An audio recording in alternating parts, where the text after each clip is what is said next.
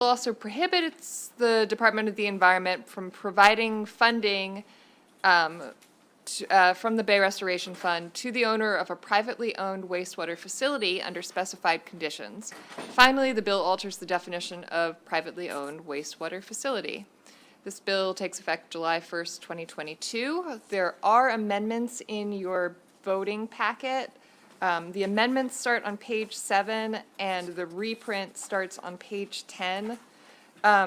These are actually sort of corrective amendments. As the bill came in, the limitations on using funding for privately owned wastewater facilities actually was drafted so that it only applied to funding coming out of the Clean Water Commerce account.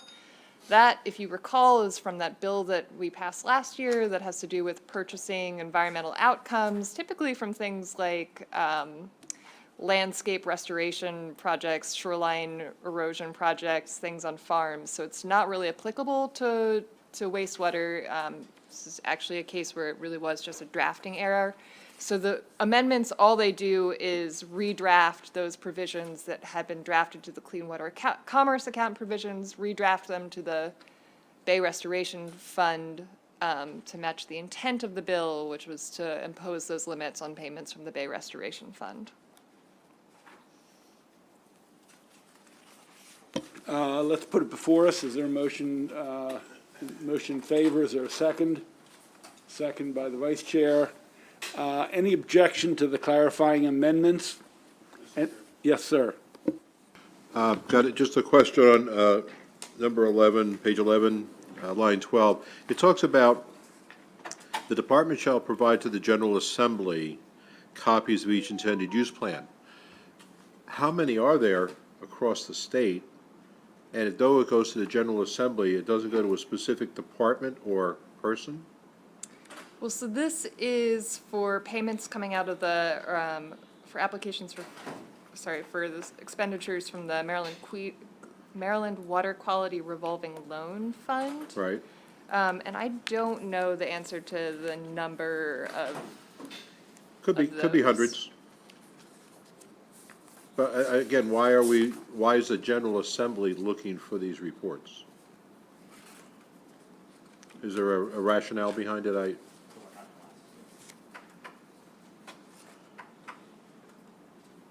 I mean, if it's a revolving loan fund, is that B&T? Should it be directed to them, or here to the environmental fund, or?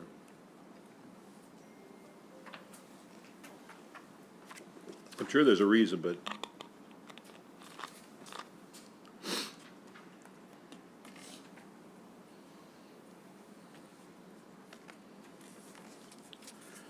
Okay, we'll hold that question to the floor. Okay. On the amendments, any objection to the amendments which can be found on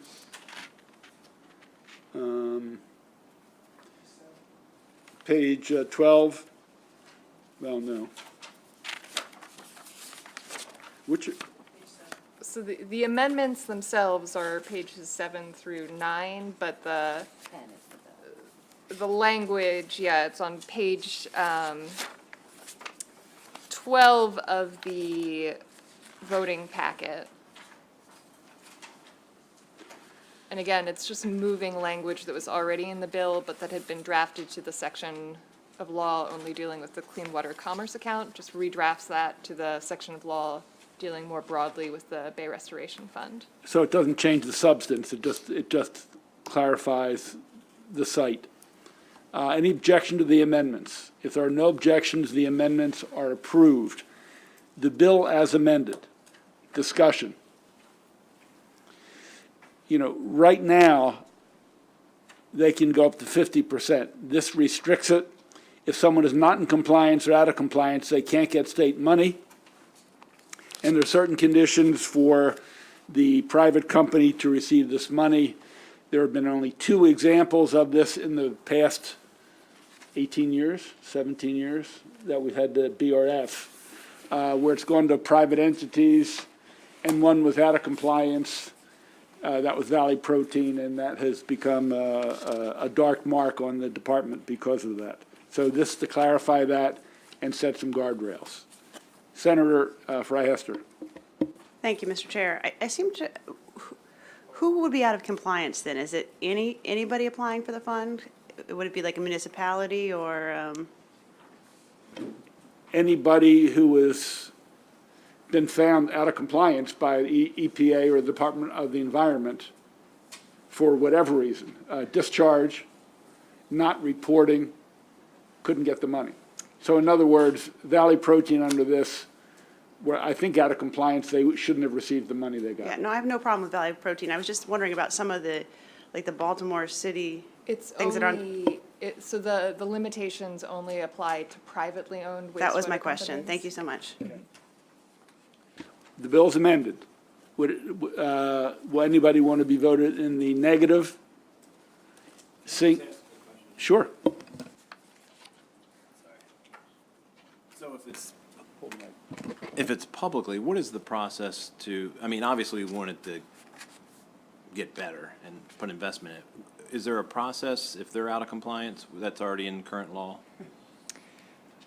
So in general, so right now, this is for upgrades to wastewater treatment plants to install best available technology. So in general, it's technology that is above and beyond what is sort of required under the discharge permits. So right now, there is no restriction on providing it to publicly owned facilities. It's not really tied to whether or not they have previous violations of any sort. The bill puts limitations just for the privately owned facilities. First of all, it redefines a privately owned wastewater facility to mean that it has to actually provide wastewater services to residences, essentially. And then also says that additionally, money could not go to a privately owned wastewater facility that has been out of compliance. The concern there being that these privately owned facilities that have had histories of compliance issues are using it to sort of address past compliance issues. There's an out there, though. There's sort of a safety valve that says that under the bill that they could provide that funding if the owner of the facility lacks the financial capacity to purchase or upgrade a wastewater treatment system, the facility is independently owned and operated, and the owner of the facility is not a subsidiary of another business. So if it really is a small, privately owned wastewater facility that has had compliance issues because of limited funding, then this would maintain the possibility that they could receive funding. Yeah, if I could, Senator, since the Bay Restoration Fund was passed 17, 18 years ago, I don't remember exactly, it is virtually all of it has been to county and municipal wastewater treatment plants to upgrade them. And it's probably been the primary reason the Bay has gotten cleaner because of their processing water discharge from. And so, like I said, and it's been hundreds and hundreds of millions of dollars. They did the majors first and then the minors, and they're getting through all of the public wastewater treatment plants to get best technology to get all the bad things out of the water. In the last few years, they have funded two private. And so this is to just clarify and put limits. And again, there's another bill dealing with discharge that have been out of compliance, which will probably, yes, all. That came up in our briefing with the MDE. So we'll be taking that bill up maybe on Wednesday or next week. Further discussion on the bill as amended. Would anybody like to be recorded in the negative on this bill? Okay, then this bill will go to the committee 11-0. The vote is 11-0. I'm going to go a lot slower today. Apparently in the streaming last week, some of our votes were not recorded or between my speaking with the mic off and Ms. Stanton not repeating the vote, there were some concerns and complaints. So, you know, we're going to try to be a little more careful and transparent. Okay, so Senate Bill 354 passes 11-0 and will go to the floor as such. Next, let's go to Health Occupation 513. Senate Bill 513, Health Occupations Clinical Nurse Specialist Prescribing Authority. This bill defines the practice of a clinical nurse specialist, codifies the scope of practice for a clinical nurse specialist to include granting prescriptive authority under Board of Nursing regulations, and it includes CNSs as an authorized prescriber. There are two amendments included in your packet. One is a sponsor amendment, and this amendment removes the ability of a CNS to order, perform, and interpret diagnostic tests, and instead authorizes the CNS to order the diagnostic test and to use the results from another practitioner towards the health of the patient. And also amendments from Senator Washington, which require a CNS to consult and collaborate with a mentor, so another health professional, including a nurse practitioner or a licensed physician, for 18 months prior to exercising any prescriptive authority. That it's not, that, I don't want to offer that amendment. Okay. Let's get the bill before us. Is there a motion in favor of 513? It's been moved, it's been seconded. Okay, the floor, it is open for amendments. The sponsor, Senator Eckert, is offering the amendment on page 32.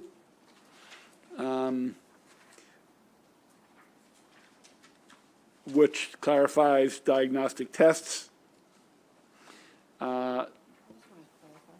Please. Ms. Foxworth, I just want to clarify what I thought I heard you say. I thought you said that, the amendment would allow them to order the diagnostic test and to use the test results from other people's tests. Can you just say that again? Because that's not, I don't read it that way. So under the bill, they would be able to order, perform, and interpret. Performing them and interpreting them is currently under the scope of a nurse practitioner, and those two pieces were sort of contentious. So instead of the performing it and interpreting the data, they would only be able to order it, and a nurse practitioner or a physician would be able to interpret the results. But they'd be able to use the results that the physician or NP interpreted. Okay, so the way it's drafted, ordering diagnostic tests and using the finding or results in the care of patients. Okay, They'll be able to use the data that someone else has interpreted towards the care, but they won't be able to interpret the data themselves. and that's clear enough. I think so. Okay, all right, thank you.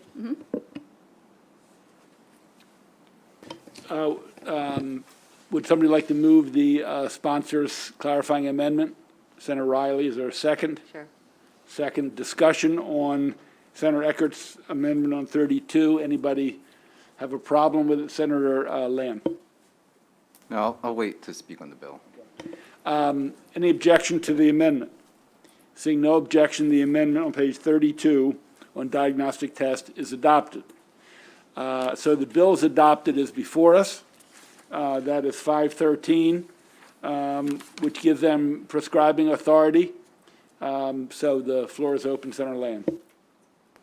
Sure, thank you, Mr. Chairman. I'm going to pass around, I guess, a study on opioid use, opioid prescribing by nurse practitioners, physician assistants, and also physicians, just as background. But in the meantime, while that's going around, I did want to try to address some of the points that had been made by Senator Washington. I think this was last week when we last discussed this bill, rather, comparing it to dental hygienists. And I think there are some differences, some distinct differences between that, and it seems like Senator Washington is aware of that too. But the dental hygienists only have the ability to prescribe very limited types of medications. That includes fluoride preparations, antimicrobial oral rinses, and ibuprofen.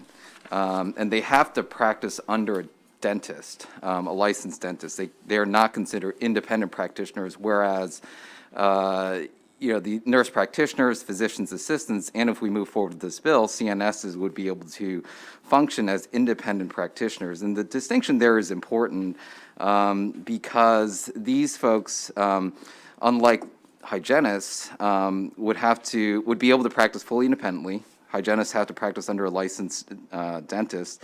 The dental hygienists also have to abide by any regulations adopted by the board, so there's some regulations that the board can adopt that are maybe more restrictive.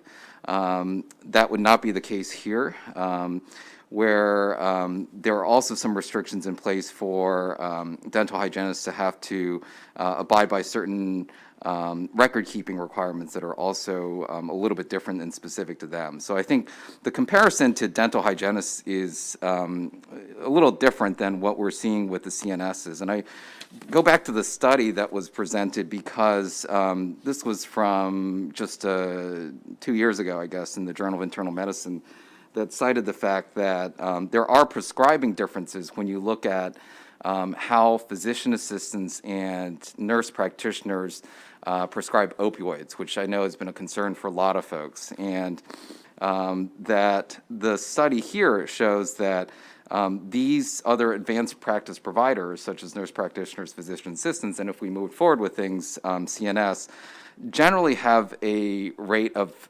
prescribing opioids with a little bit higher frequency than, say, physicians. And my concern is that this would be opening the door wider to another population of healthcare workers who would have authority to prescribe opioids with very little restrictions. And again, going back to my argument, I guess, earlier last week, where I think their training is a little bit different, which is why there's a different term for clinical nurse specialists than for nurse practitioners and physician's assistants. Whereas, I think NPs and PAs are well established, understood. CNSs, I think, leave a lot of question as to what their training is and how that's distinctly different than, say, a nurse practitioner. And so my concern here is that this could also exacerbate, prescribing of opioids also, opening up another healthcare occupation to have the authority to do this. Senator Washington. Thank you. And we discussed the differences. I think the parallel was that there was a pathway towards it. But in terms of so I'll concede the point about the dentist. However, I think there is some counter to the educational requirements. I mean, I'm aware that all APRNs, that will be clinical nurse specialists, nurse practitioners, nurse midwives, and nurse anesthetists, that they all have clinical pharmacology, pathophysiology, and advanced physiology. So they do have very similar training, and certainly more training than a dental assistant. But and that they are at the University of Maryland School of Social Worker. They're educated in a joint and blended programming, and they all have to have 1,880 clinical hours required for their advanced nursing degree, and they all have to pass a national board certified exam. Also, they practice in clinical settings. They're not just administrators, which is what I think a lot of folks have said, that they're more than that. They are in patient-focused settings. And the thing that I found most compelling is that 40 other states, including D.C., allow CNNs to prescribe. So, colleagues, I don't, and in fact, why I withdrew the bill around requiring the additional supervision is that it turns out that the supervising physician would add an additional cost that would actually go to the nurse practitioner. So to have somebody else as on paper the supervisor, which they're not really there, they're just signing the script, would require an additional $1,000 to $1,200, which would go to the practice, and then at the end of the day, ultimately, it would have to be passed on to the consumer. So for that reason, I'm supporting the bill as amended. So. Senator Carozza. Thank you, Mr. Chair, and I appreciate the amendments and also Senator Washington's update. And, I'm looking at some of the testimony, and I think you all have heard me talk about the access issues on the shore. And, I'm looking at the testimony here from one of the witnesses about being a diabetes educator for the University of Maryland Shore Regional Healthcare. And this provides health care to 5 counties on Maryland's Eastern Shore. And, looking at this testimony, she's saying as a clinical nurse specialist with prescriptive authority, I can help fill gaps, and we have gaps on the shore.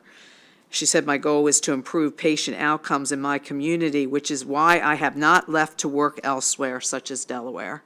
And that's very telling to me, especially because of these shortages we have on the shore and across the state of Maryland. So for that reason, given the other issues that have been raised, but looking at the situation on the shore, I'll be voting for this bill. Let me ask Senator Lamb a question, if I could. I mean, I'm looking at the study, and it was, I think, based on 2015 sample. But putting that aside, if in fact nurse practitioners have a higher prescription rate of opioids, and the comparisons between the advanced clinical nurses and NPs are fairly close, not exactly, at least in this area. I mean, do you think nurse practitioners should not have this authority? I mean, I don't know how you voted when that became law, if you were in the legislature. I'm just trying to understand if because they've already been approved, they're okay, but we should close the door on new ones, even if their profile is pretty similar. Right? So I don't know if.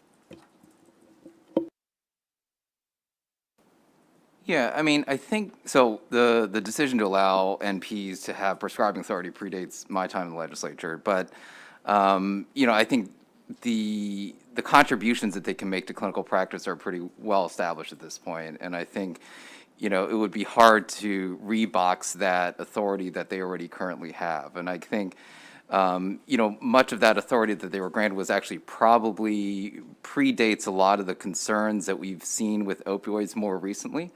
And so, I think my concern is opening the door even wider to more prescribers having the ability to prescribe even more opioids. I think what the study reflects is that the more, these advanced practice providers that have the authority to do this have a tendency to probably prescribe more frequently. And just by virtue of the fact that you're increasing the number of people that can prescribe, there'll be more people that will be prescribed opioids, right? And so that gives me pause. I'm not saying that, I don't think clinical nurse specialists should ever have prescribing authority. I'm just not sure that the guardrails are fully in place here before opening that door wide open. And maybe, to better understand the differences in their training, because I think there are differences, but it still wasn't clear to me from the hearing exactly what those differences were, except that they focused maybe a little more on research, maybe a little bit more on administration. There is some clinical work that they do, as Senator Washington's mentioned, but there's also there must be some difference because they have a different title. And so there must be something different about their training. And I'm just not fully convinced yet that those safeguards are in place, that they have the full background to increase that door a little bit broader. And so, I'm not saying that my mind couldn't be changed later on, but I think right now I'm just a little cautious. Senator Washington and then Senator Simon Ayer. Thank you. Really? So what's interesting is that you can interpret, causality, association. So there are other studies that actually show a racial bias in pain and gender bias, pain assessment by doctors, that doctors are less likely to believe that women are in pain, and they're less likely to believe that people of color are in pain, and therefore less likely to treat that. So that is, and in fact, again, multiple studies as recently as 2020 say that Black Americans are systematically undertreated. So one could argue that perhaps when a nurse practitioner or a CNN has a patient says, I'm in pain, that they, because of the closeness that they have in the communities and their training, they're more likely to believe them. Senator Simon Ayer, and then we'll bring it to a vote. Yeah, just for council, I see there's a lot of opposition. I see there's a lot of favorable as well. Have the two groups come together, and do these amendments address the multiple concerns? Amendments cater to a portion of the opposition that caution the committee from making the CNS role in terms of prescriptive authority more excessive than that of the nurse practitioner. So Senator Eckert's amendments do pare that down. But in terms of like workshopping it, I'm not sure of any other meetings. Do you know if they're favorable now, or do they? So they haven't changed their position Okay, to that's me. all. I don't know if they've seen the amendments. That's, okay, thank you. Look, I mean, we can be frank, the two groups that have a significant presence are MedChi and the psychiatric folks. And I know for MedChi, they didn't appear. They submitted written testimony for whatever that's worth. So they still oppose. I can't tell you how strongly or how weakly, but they didn't, I don't think either appeared. I think all opposition was written. Okay, let's do a roll call. Oh, Respond to Senator Washington. I think it's a good point. I think we just don't know, right? And so, I think you can interpret data and studies differently. I think the data shows what it is, but how do you interpret it? What conclusions you draw from that can be different. And so, I don't disagree with you. I'm just a little more cautious. Ms. Stanton, you want to call the roll, please? Senator Kagan? Aye. Senator Kagan, yes. Senator Lamb? No. Sorry. Senator Lamb, no. Senator Hester? Yes. Senator Hester, yes. Yes. Senator Ellis, yes. Senator Gallion? No. Senator Gallion, no. Senator Carozza? Yes. Senator Carozza, yes. Senator Washington? Yes. Senator Washington, yes. Senator Riley? No. Senator Riley, no. Senator Patterson? Yes. Senator Patterson, yes. Senator Simonaire? No. Senator Simonaire, no. Senator Pinsky? Yes. Senator Pinsky, yes. 7-4. A different 7-4. The vote receives a favorable 7-4 vote, and will proceed to the floor as such. Since we're on this topic, I think we'll stay on this topic, and we will go to Senate Bill 159. All right, Senate Bill 159, Health Occupations Authorized Prescribers Reporting of Financial Gratuities or Incentives. Under this bill, healthcare providers with prescriptive authority who receive financial incentives or gratuities, which is defined broadly as payment of anything of value in exchange for promotion of goods from pharmaceutical companies, have to report this information or this transaction to the respective Health Occupations Board. The Health Occupations Board must keep the documentation submitted private. The bill creates a $1,000 fine per violation for an authorized prescriber who does not file the form. This bill applies prospectively to financial gratuities and not retroactively. There is one amendment from Senator Pinsky. This begins on a page. All right, so it begins on page 2. So the amendments, beginning on page 3, alter the definition of open payments, alter the definition of financial gratuities to state what they include instead of providing an exhaustive list. However, it qualifies that financial incentives and gratuities do not include payments for food. It also includes pharmaceutical equipment in the definition of pharmaceutical manufacturer and distributor. So on page 4, it requires the Health Occupations Board, with the exception of the Board of Physicians, to, similar to the bill, to submit a document 30 days after receiving some sort of transaction. Then the Health Occupations Board is required to review those particular transactions that are in excess of $5,000 per year, but they also have a responsibility to look at all of those transactions, and we'll have to have a focus on prescribing. We'll look at prescribing history and patterns, but we'll have to pay special attention to any specialties that the healthcare practitioner is involved in. So they do have a little bit of discretion there. So on page 5, there are particular mandates for the Board of Physicians that are separate from the other individuals with prescriptive authority. So the board is required to post on its website a link to the Open Payments website, which is a federal database. And they have to do this beside the name of each individual that maintains an online profile. So there's a list of licensees on the website. This link to the database is going to go beside their name. The Board of Physicians is required to review, similar to the other authorized prescribers, to review every transaction and to identify any sort of history or prescribing pattern that may be cause for additional action. They are specifically to review those transactions that are in excess of $5,000 as well. And to not belabor the point, instead of the mandate to keep them private, the documentations under the authorized prescriber and the board will be allowed to be public.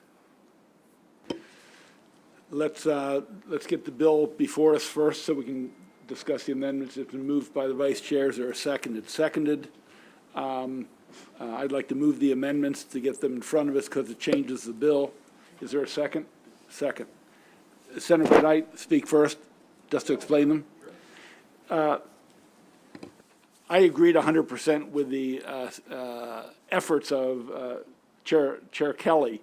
I think it needed a little working. And one of the things Med Kai said at the hearing was there is already a federal database where the pharmaceuticals have to report any money they give to doctors. So that already exists. They don't want doctors to have to report a second time.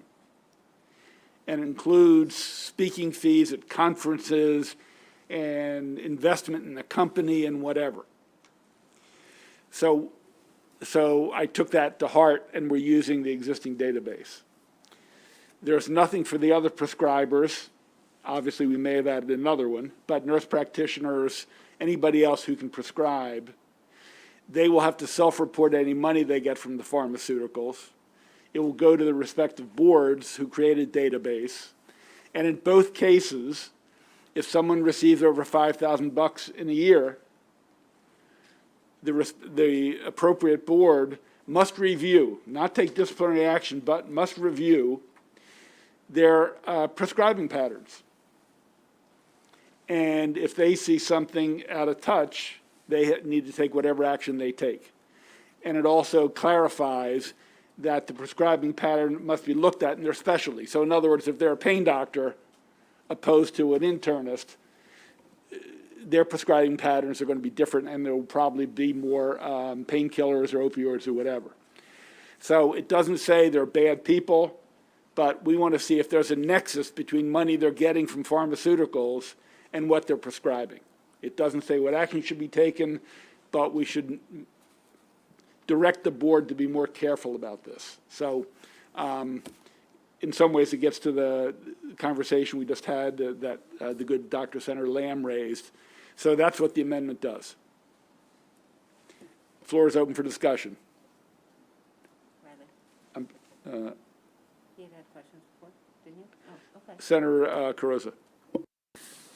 Thank you, Mr. Chair. Just a couple of questions. I was looking back over the Maryland Hospital Association's letter of concern, as well as the Board of Nursing. So I was trying to understand if your amendments addressed their issues, I guess along the lines of duplicate reporting, since some of that's already required at the federal level. And then my second question is, if you're saying that you want to explore the nexus between the amount of money received and then to have the board, when it hits a certain threshold, to review, is that an internal or a public process, in that the concern is if there are no issues, but it becomes public and an accusation's made, have we damaged someone's reputation? So I just wanted to understand both the duplication part that was put out, but then also how this process would work internally or publicly, and how it protects all parties. The review is internal, it is not public. Okay. And in terms of duplication, we refer to the open payments federal database, and we use that so doctors do not have to do a second set of reporting.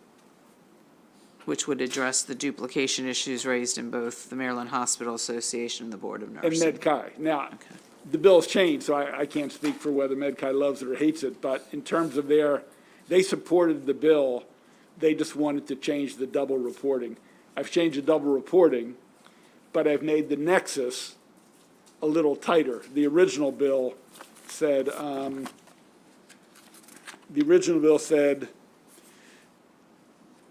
the information disclosed by the authorized prescriber may be used by a health occupations board only to audit, investigate, or take disciplinary action against the authorized prescriber. So I say they are required to review it and then take any necessary action. I don't even use the word disciplinary. I think we took that out. And the internal review, so basically a threshold is hit, and that would trigger the board to do an internal review. Right.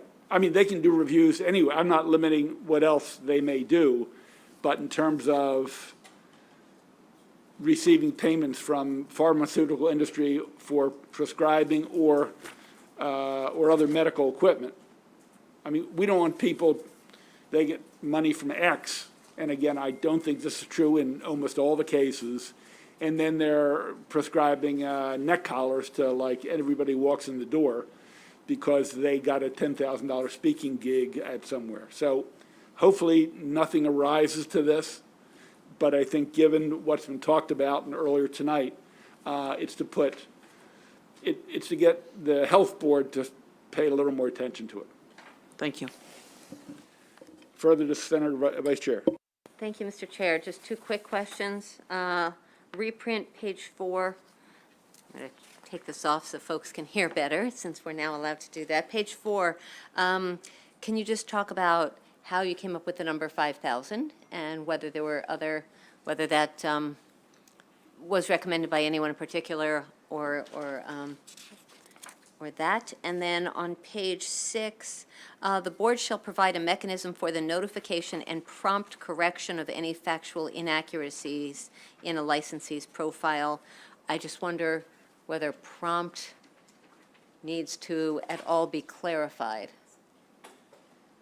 Well, to the first, I'm just trying to come up with a number I thought was reasonable. Yes. It's not like an official number that was recommended to me from the Attorney General or MedCai. Okay?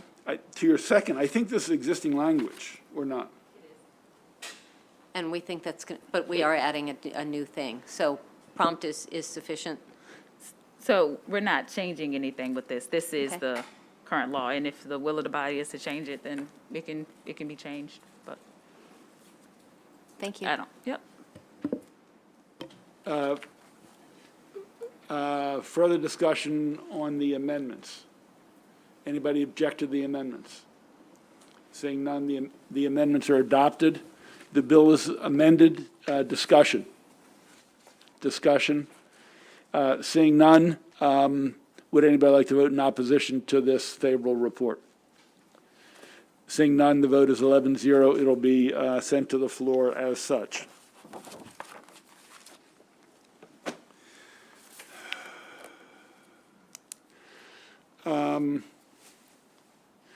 Let's go to 604. Have we communicated with a sponsor tonight? We have to explain the intent of your amendments. Okay. Is he good to go with that, or should we hold it? So I haven't heard back on yours. Okay. There are 3 or 4 other provisions that have been signed off on. And there is the question of contract versus employer. And your amendment addresses that. Okay, let's hold this. I think we have to further clarify with the good senator. There was some new language that was proposed, and I think we need to get clear on the implications. Some of the amendments were really not touched on in the hearing, so I want to make sure we're on the same page. Okay, Then let's go to 362. Senate Bill 362, Primary and Secondary Education, Virtual Schools Revisions. I'm not going to go over everything since we left this around very late on Friday, but I will put you where we were when we left on Friday. In front of you were Senator Pinsky's amendments, and the committee took the following actions. You voted to retain MSDE's authority to establish a virtual school. The committee revised the outreach provisions to strike the marketing campaign and the language encouraging applications from students. The committee voted to reject the State Board of Education's request to allow kindergarten-level virtual schools. The committee also voted to reject the department's request to provide for mandatory revocation of a virtual school under specified circumstances. So on page 22 of the packet is the reprint that has the revised amendments. And I have two additional amendments to hand out. Do you mind handing those out? Okay. Let me take one each.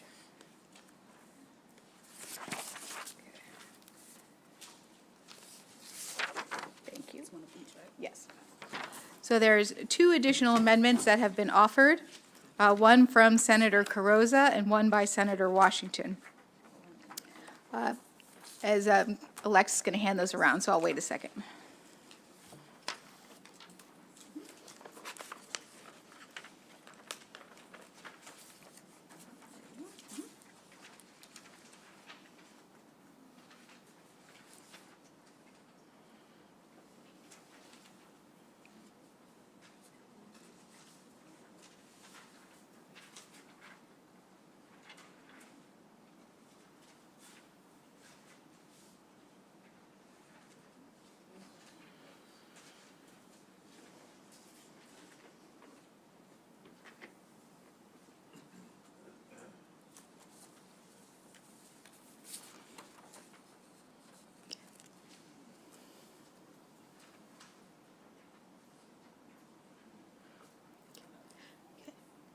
Now that everyone has received a copy, we'd look at Senator Carrozza's amendment. And what this amendment would do is it would provide that virtual schools do not include a multi-district blended virtual pilot program that is newly established and available to students enrolled in public schools in the state that are located on the Eastern Shore. And then it provides in the uncodified language on page 7 that the State Department of Education is required to research, study, and analyze existing virtual school programs, and on or before December 1, 2024, report to the General Assembly on recommendations for model virtual school programs to be utilized in the state that align with the goals of the Blueprint for Maryland's Future. Do you want to take these one at a time or go for both?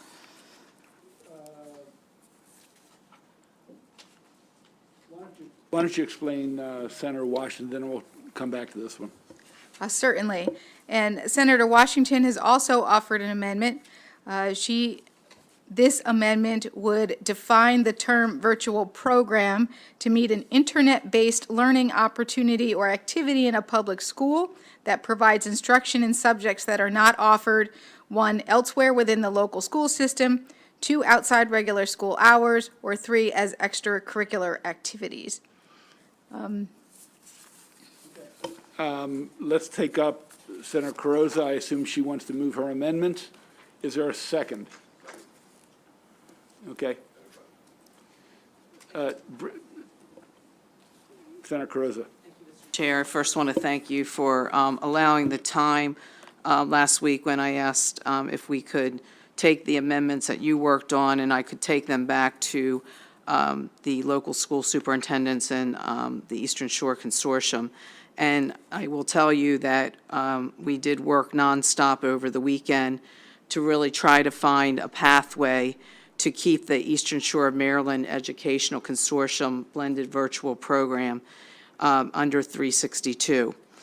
And I know that my colleagues received an email from Dr. Andes. This was after he reviewed the amended bill. and it would still force the Eastern Shore Maryland Consortium blended virtual program, which serves over 350 students in 7 of the 9 shore counties, to shut down based on the requirement to use a nonprofit vendor. And I might add that some of the students that we're serving are special needs children as well.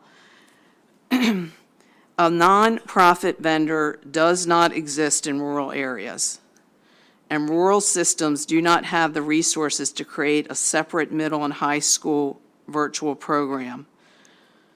And while we appreciate the extension of terminating the termination date to be extended, this is really not workable, because you're not going to have vendors want to work with you when they know the company will need to invest significant funds and energy to extend a one-year program for a new vendor to just create a one-year partnership. It just doesn't make business sense.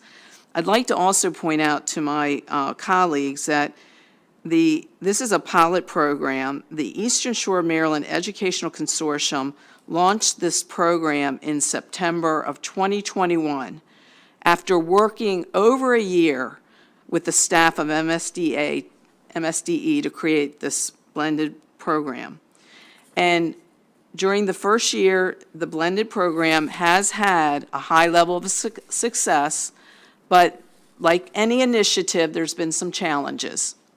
And what we are requesting, I am requesting on behalf of the entire 9-county Eastern Shore Maryland Eastern Shore Consortium, is to continue to allow this program to continue as a blended pathway for our shore students to be college and career ready.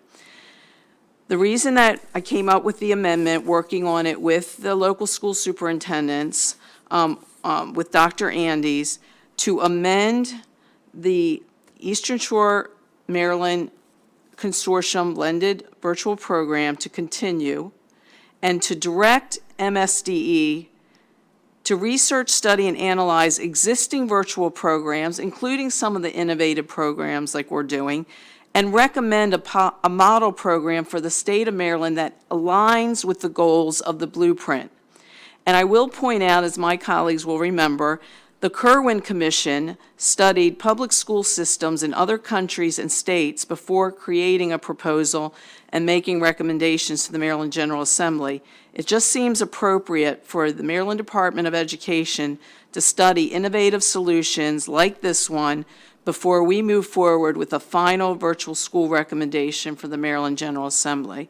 And so that is why this amendment's being offered, and I ask for your support. Okay, let me give a very brief response. It was the State Department of Education who recommended that a virtual school apply to them and get a code as a virtual school. The reason for that is they believe we need to create some accountability for each school so we know whether they're succeeding or failing. This model right now doesn't have a code, so basically every student's development goes back to their own school in their own county. So in other words, there's no way to figure out whether this school is being successful or not. So if there are young people coming from 15 different schools in 6 different counties, their numbers, their success, their data, their test scores go back to their schools. And so MSDE thinks it's a major problem that they can't track if a school's working or not. So when charter schools were created, they all apply and get a number. So they can track whether they are failing our kids or succeeding with our schools. So one of the issues that the consortium doesn't like is that the virtual school gets its own number, it becomes its own virtual school. So that's one problem, and that runs counter to the MSDE policy. The second one, ladies and gentlemen, is one that we have no public schools in the state of Maryland, but one that is run by a private entity. No public schools, no public charter schools, no other virtual schools. There's one in Frederick, there's one in Howard County.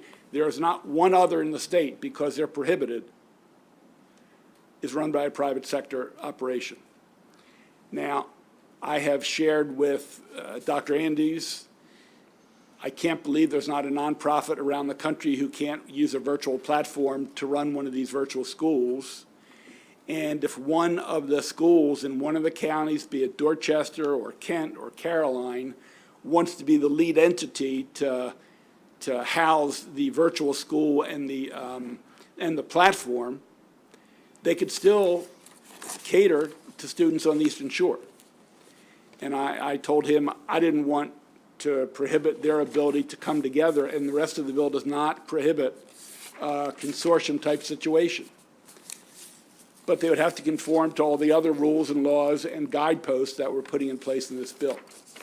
And so I committed to him that I'd give it another year into June 24, so they wouldn't be shut down this June. And if they can figure out another way to do it, that's great. But if they can't conform to the guidelines with every other school in the state, they probably shouldn't be working. So that's why I would urge you to reject the amendment. And if So- I could just. Well, I'd like to see if there are other people who might want to jump in. Senator. Yeah, thank you, Mr. Chairman. So Senator Cruz, I'm trying to understand, what's the purpose for this amendment? Because it seems like it will exempt the Eastern Shore from the virtual school oversight this bill would do. Why? Thank you, Senator Ellis. What it would do, it would allow the current new program, blended program, to continue while the Maryland Department of Education then is directed to look at model virtual school programs to see if a program like this, would be a model program. And it also allows time for the Maryland Department of Education to work specifically with the consortium on moving forward. So, okay, so this legislation would shut down the consortium? Yes, as Because why would it shut it down? So and we appreciate the chair, giving some time, but, I did specifically, and that's why I appreciate the hold on sending this back. When we asked Dr. Andes and our superintendents to look at this, they went and said, extending the termination date for programs like this does not help because you're not going to be able to secure services of a vendor when the vendor knows the company will need to invest significant funds and energy to extend a one-year program. It doesn't make any business sense for them. So what my amendment does, but I it think- allows the current program to move forward, at least until the Maryland Department of Education comes back, just like we did and looked at other programs when we moved forward with Kerwin. We would be doing the same with our virtual program. I think the question was why this would obstruct it. And I think Yes, the correct. answer to that is it doesn't have one code and they can't hold accountability. And it's run by a for-profit operation. They are the two reasons. Dr. Andes wrote to me and he said they were their two concerns. Okay, it doesn't have a code, and so what would prevent that consortium from getting a code? Nothing to my knowledge. All they have to do is apply to the state and get approved. And I So just. what's the impediment to do that? I would point out that Dr. Andes also shared with us that a nonprofit vendor does not exist in rural areas. Yeah. And- Okay, before you go to and- that, I'm just curious, with the code, what's the issue with not getting the code Well, if from? we had time to work with the Maryland Department of Education, which is what this amendment would allow, that may be the case, but until we know that we can continue the program, we can't even work through that. So you can't get a code. Although the bill says they have an additional year and a half. So, Committee Counsel. So the answer to that question is that the students are enrolled in their local public school. They're not technically enrolled in a virtual school. The consortium runs this program, but the students are enrolled in their local schools, and that's why they don't have a school code. Okay, and that's one issue. Second issue, why? Is it because it's run by a for-profit? Yes. Is that a problem also? Yes. So this bill? With Maryland certified teachers. Yeah, Well, currently, they have to have Maryland certified teachers anyway. right. But the bill would mandate that all these programs run by a nonprofit or Or by a school system a itself. school system? Right. Okay. So what's the issue with for-profit running versus a nonprofit? Is it, The policy on public education in the state has been not to rely on for-profits to run our public school systems or public schools. okay, And I think it's a good policy because nationally around the country, there have been problems where they've cut corners to make profits and then they've fallen out of favor and they've Okay. gone out of business. okay, thank you. Senator Hester. I read the email from Dr. Andes, briefly, and, I mean, I participated in the meetings this summer, and I really do think that we need, guardrails, but putting a school that's just getting up and started, out of business in my colleague's district, really feels hard to me. I mean, we defer to superintendents on like everything. I mean, I mean, local control at the school level is really, really powerful. And if we're hearing from one superintendent that they want more than 1 year to try something that's taken more than 1 year to set up, I would say give them a shot and do an evaluation in 2 or 3 years. I mean, yes, there are for-profit bad actors out there, but we don't know that that's the case here. And, I remember seeing models for this 2 or 3 years ago and saying, wow, that's kind of cool. It's going to give kids a career track who might not otherwise have one, if I'm remembering this correctly. And I just, for a number of reasons, I really think that I'm not sure if the amendment is drafted absolutely accurately, but I think that we should do some bit to grandfather in this one exception for more than a year to give them a chance to get up and running and see if it actually works. And then if they're failing, close them down. But they've invested all this time in getting to where they are, and there aren't, I believe my colleague when she tells me there aren't a whole lot of choices out on the Eastern Shore.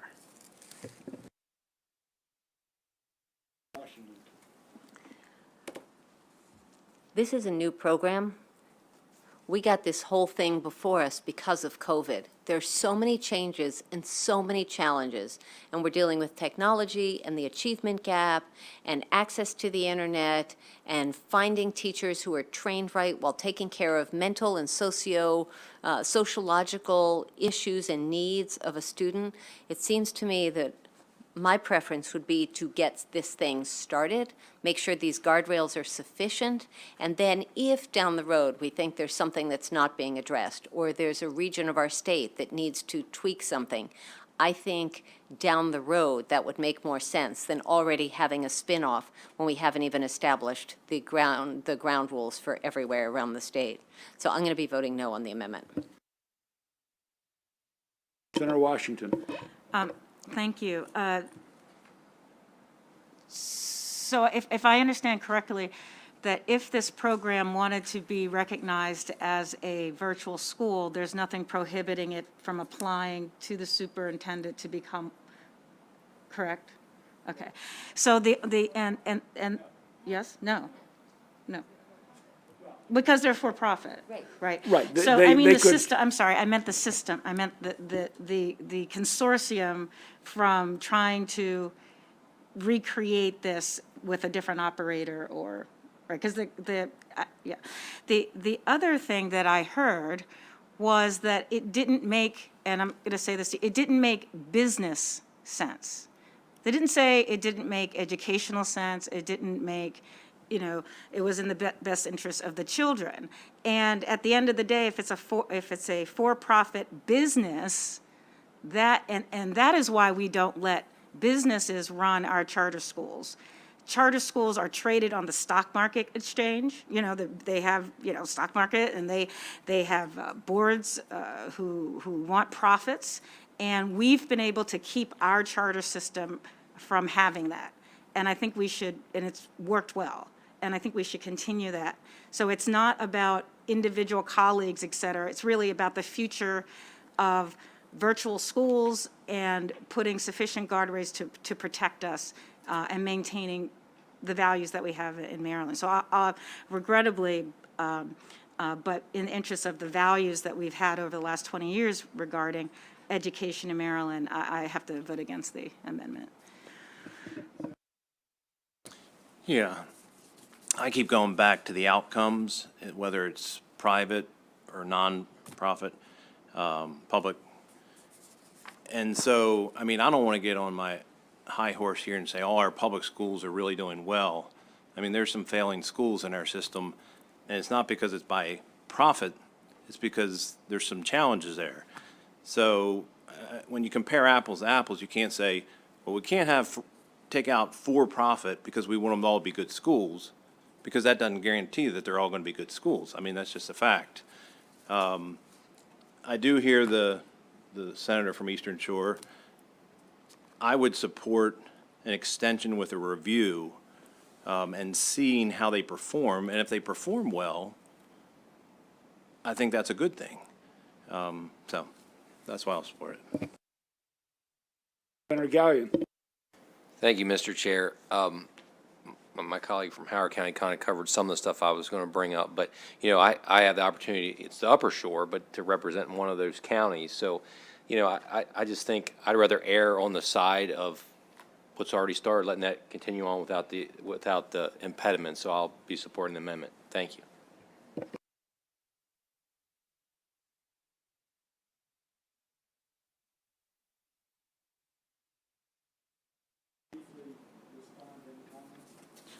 Thank you, Mr. Chair, and just to my colleague, as far as, you know, the point I was trying to make is that the 1 year wasn't going to, that they've already invested significantly. They've been working on this for over a year and a half to get it up and running, and if you're telling them it's only going to be extended for a year, that's, you know, as far as the investment they would put in. And I will go back to the point that Dr. Andes put in writing before this committee that there are no nonprofits on the shore that can do this. Yeah. Ladies and gentlemen, I think we have to discuss if MGM wanted to run a public school in Howard County, how quickly the Board of Education, Howard County, and the parents would allow that. This is no different. It is no different. Just because they've been in place 1 year doesn't mean we're going to change the state policy to let the private sector start running our schools. And you know what? Maybe in year 1 or year 2 they might get good results, although I haven't heard good results so far from that school on the Eastern Shore. And you know how things work. You know, you have lost leaders. You know, you have 26 to a teacher in year 1, but you're a private entity in year 2 at 30 to 1, and you start changing your standards to take care of your bottom line profit margin. You know, it always isn't about the kids. And just because there's no nonprofit in Dorchester County now doesn't mean somewhere in the country there's not a nonprofit. That for-profit, I don't know where they're based. I don't know if they're part of a larger entity or not. So the question becomes, just because something got started when virtual schools were the Wild West, do we change the state policy of letting our public schools be run by corporations or mid-sized companies? And I think we haven't made that change yet. And additionally, they want to continue to work as they are now, where there's no accountability. No accountability. I think in a year and a half, they can look around and look, if Dorchester County wants to be the home base for this, they can still have students from the whole Eastern Shore. Frederick County runs one. I mean, I think Howard County has one. It's not like these have to be created from whole cloth. I mean, there are models out there. I think this takes down a dangerous path, and to be honest, the state superintendent, the State Board of Education had no problems when they supported this bill with ensuring that for-profits would be not running our public schools. That was not in their testimony at all. A lot of people, state entities, were fine with this bill. They had little tweaks, and we've tried to accommodate many of them.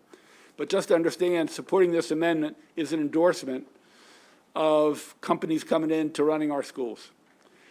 I'm going to go, we haven't heard from the good Senator Patterson, then we'll come back to two senators on that side of the room. Thank you, Mr. Chair. I sit here trying to rationalize in my own way what might be best for our students. And quite frankly, I can identify some bad things on both sides. I have not been totally happy with some of the changes that was made several months ago, boards restructuring and all that kind of stuff. But I'm not ready to, at this point, cast my vote for nonprofits to take over the operation of, for profit, taking over the schools. And I've seen them, like, they come in, got all these bright ideas, people get rich, and nobody monitor them, and everything falls apart. And it just irked me to no end to see all these major businesses come in, we're gonna do this. I mean, I could write a book on this damn stuff. I mean, in terms of all the promise they make, and they don't do a damn thing. We had what we called a community event agreement. You probably can't even find the thing today. And specific items and requirements and monies and allocation were specified in that community benefit agreement. It was signed off by the county executive and MGM. And it's nothing, and I know this is going to go bad on my record, but it just have to. It just has been nothing but a mess. And someday, I may not be around, but somebody probably going to end up in court. But I do believe at this point, given the fact that the private schools, if they wanted to, they could go on and file 1093 and become a nonprofit and be able to operate. With that, I thank you.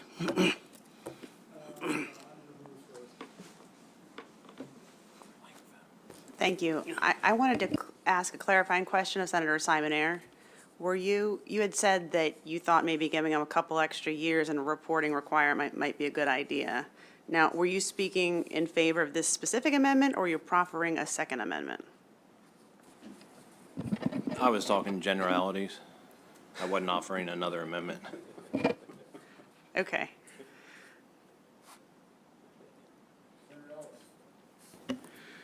Believe it or not, Mr. Chairman, that was my exact question to Senator Simon Ayer. What is your solution, Mr. Minority Leader, to this issue? You spoke eloquently about extension with a review.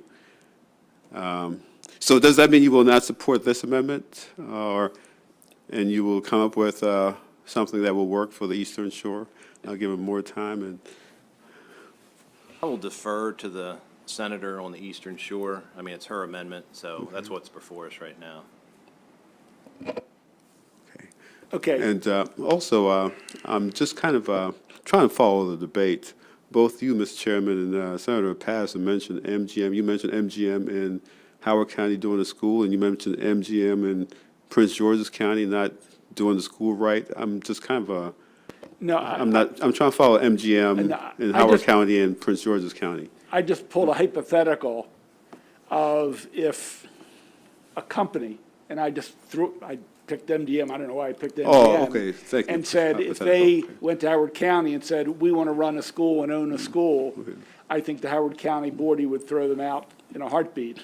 And I think even if we give them an extra 2 years, it's saying if you get decent results in the first year or two, it's endorsing passing out our schools to private entities to run. And I'm looking at websites of the companies that have run charters into the ground and then went bankrupt, and kids were left to go back to the public schools. And look, I think we all acknowledge that public schools are not perfect. That's why we did Kerwin. It's going to take numbers of years. We saw what the pandemic did. And one of the things we did with charters was to make sure they couldn't skim students and get great results, because it left other kids in poverty to get what was left. Right. And so part of this, because we've seen this go around the country, is sometimes they tend to do that, is to try to skim certain kids off. And I don't know this company on the Eastern Shore at all, and I have nothing against the owners of that company. I just have always thought that public schools should be left to the public good. Great. And not, Thank you. You have a follow-up. correct me if I'm correct.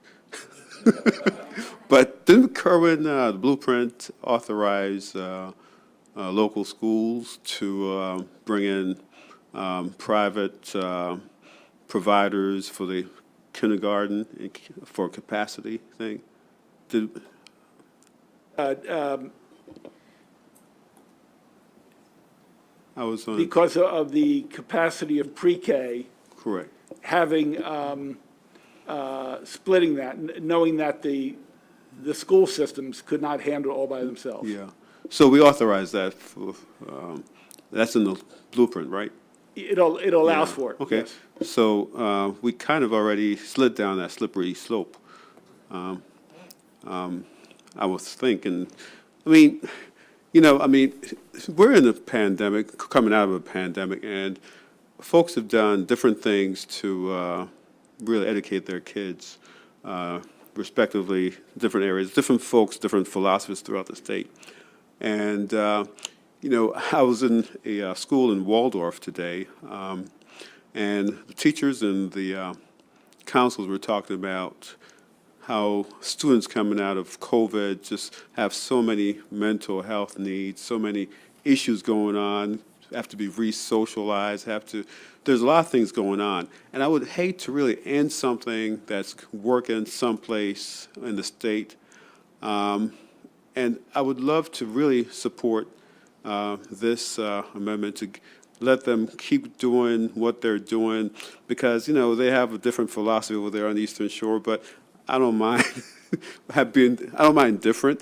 But I'm just really concerned that if we pull the plug on what they're doing and they have to shut down, I'm just concerned that the children who are in this, at this very vulnerable state, coming out of the pandemic, they will be put into a kind of a terrible place.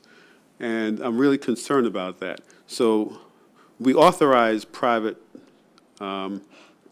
organizations, for-profits, to help with the kindergarten surge that's coming up because of Blueprint.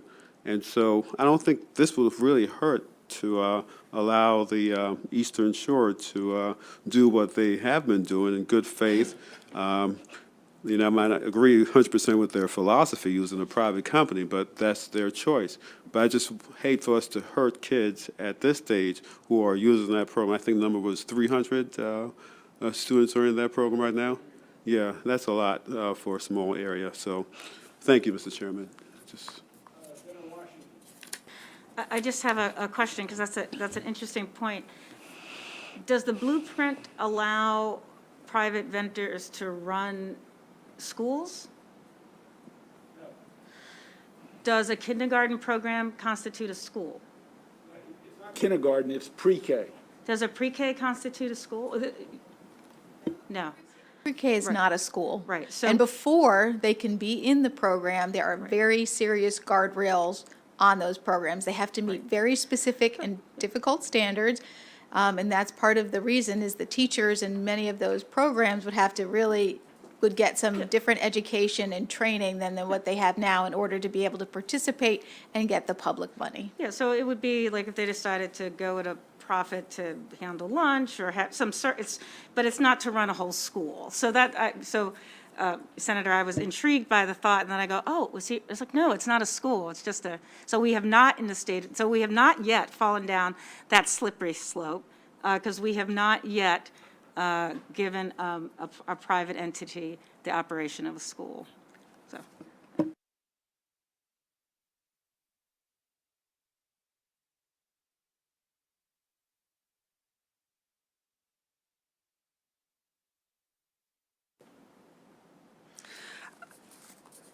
I'd like some advice from council on this one. And I appreciate the chair acknowledging that Howard County would not hire MGM to run a school in Howard County. I do appreciate that.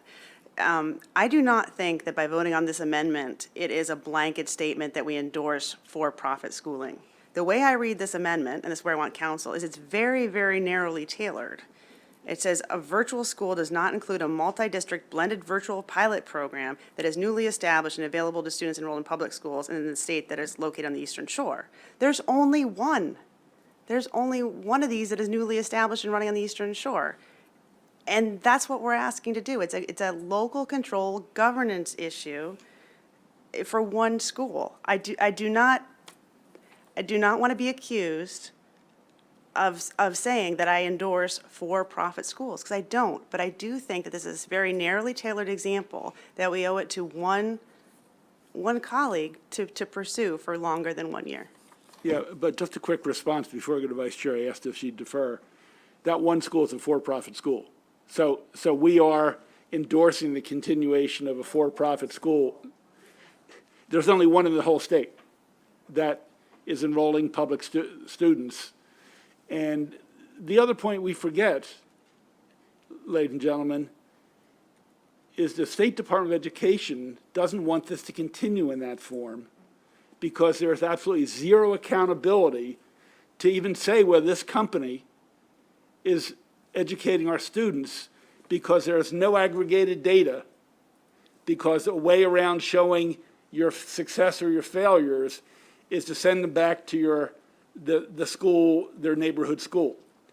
So they were the one who offered that amendment, and they endorsed not having for-profit schools. But allowing this school to continue means we will not be able to judge their success or failure, because the schools get disaggregated, the students' scores get disaggregated, and this company will get off scot-free. I had Vice Chair next. I've got two things. Question for the sponsor of the amendment, Senator Carrozza. These are virtual schools, and yet you're talking about this as an Eastern Shore focused virtual school. Can you just explain to me why it is? So I totally hear you when you say there is not an existing nonprofit that could do this on the source. So as Senator Patterson said, some new entity could set up a 501c3, could set up a nonprofit and do that on the Eastern Shore.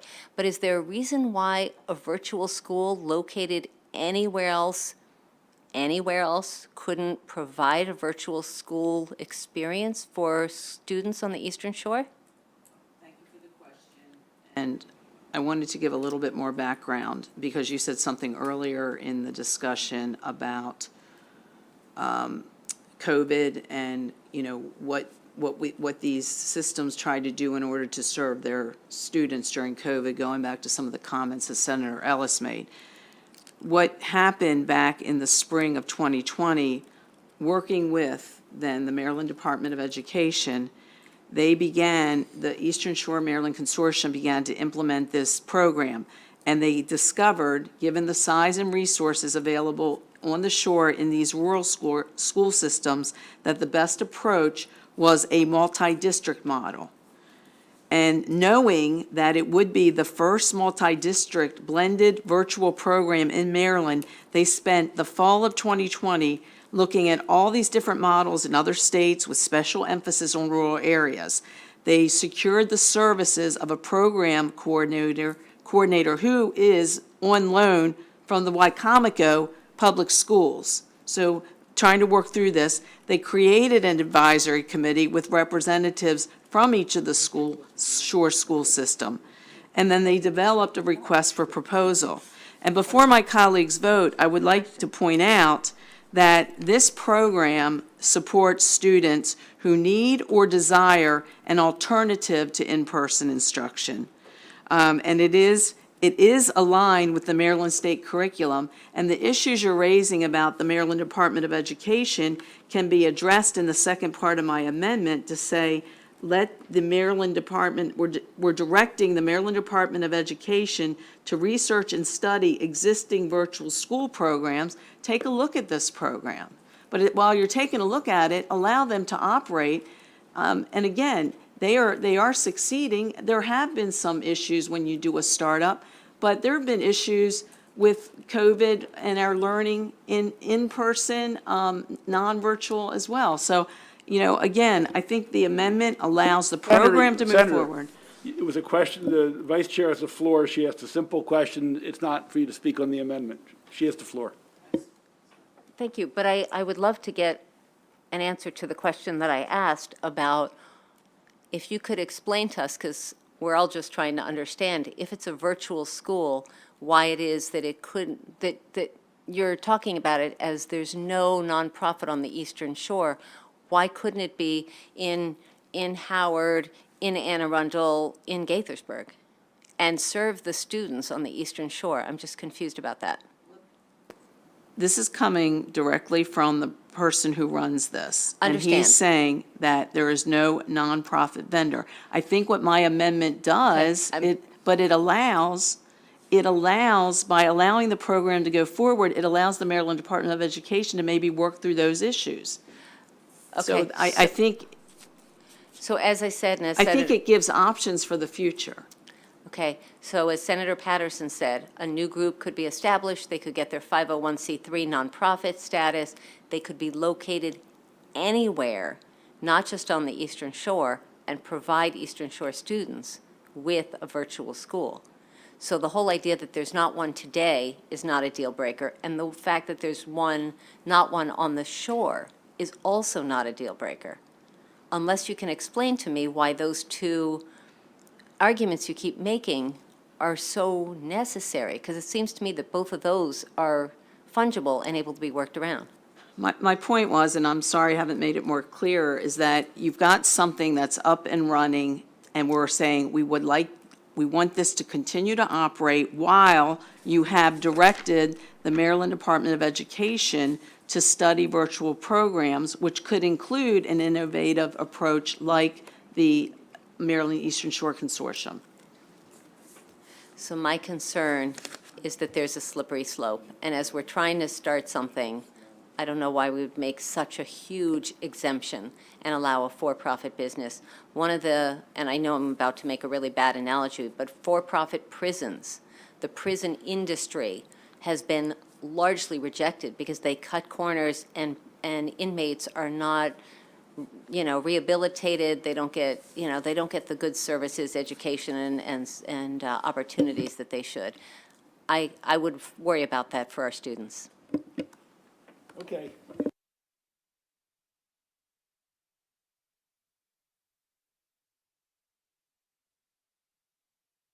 Okay, the vote is on the Carrozza amendment. Roll call. Senator Kagan? No. Senator Kagan, no. Senator Lamb? Sorry, this is on the amendment. Yes. Okay. Senator Lamb? Senator Lamb, no. Senator Hester? Yes. Senator Hester, yes. Senator Ellis?